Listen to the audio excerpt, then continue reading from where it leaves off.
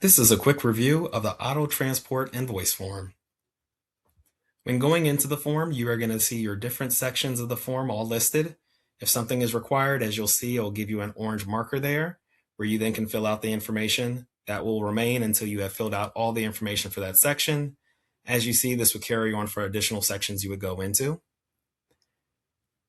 Once you have identified how many vehicles you need to inspect, you then will have the corresponding screens pop up. If we had selected 3, then you would see 3 vehicle options listed. You, of course, can enter your information in for that vehicle. You do have the option to capture photos, which you could pull in from your camera or your gallery. And ultimately, when you're finished capturing information, you will be able to capture your signatures. You will have the inspector's name pull over, as well as the date of delivery. And if you did need to do calculations, those would be able to be easily plugged in if there were additional charges, while also getting to choose your different payment options.